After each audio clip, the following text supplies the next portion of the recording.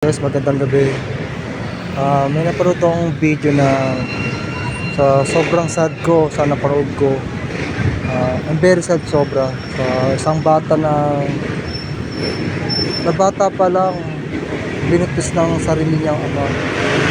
Isipin mo yan, pagkahayop ng magulang, dapat nga tuturuan niyang maging mabuting mga anak niya.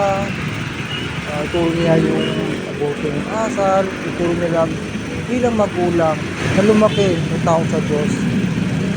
Yung pag ginawa ng magulang, yung ama, binabog ang kanyang anak na babae. So ang sakit sa akin, no? Kasi magulang din ako eh. Magulang din ako. Kasi ako bilang magulang kasi sobra kong minahal mga anak ko.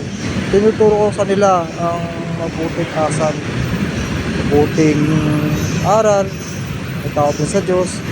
Kita lahat. Dahil yung may po at opo ang aking mga anak. Gusto ko sila na may galang, may tawag sa Diyos. Masarap yun sa pakiramdam bilang magulang.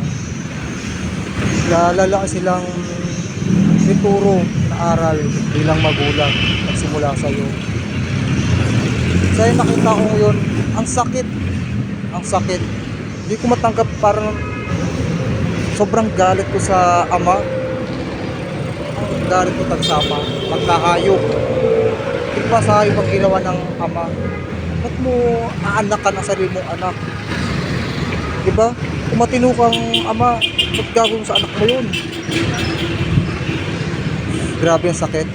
I'm very sad. I'm very hurt.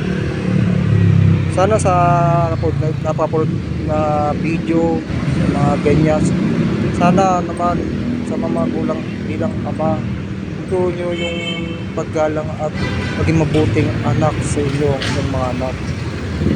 Para sa paglaki nila, magre-reflect sa isip nila hanggang sa paglaki na ang ama ko isang mabuting ama, na sinasaludo ko ang aking ama bilang mabuting ama sa aming magkapatid. Masarap pakinggan yun sa mga anak. Sa nakita ko yun, sobrang galit. Ano kasi kang ama? Hayop ka. Pagka walang responsableng ama yun para sa akin, walang kwentang ama. So yun guys, sa mga ganyong situation sa napapanood nyo, sana naman gawin nyo naman tama mga ama.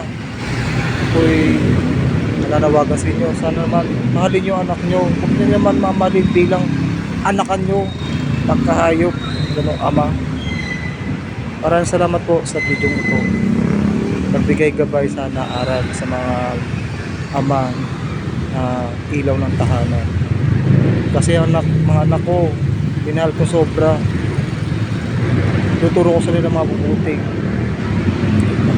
buti na aral na di kahit kailanman mapapatay na ibang magulang ang aking pagiging mabuting ama. Yun lang po. So God bless sa inyo. Magandang gabi.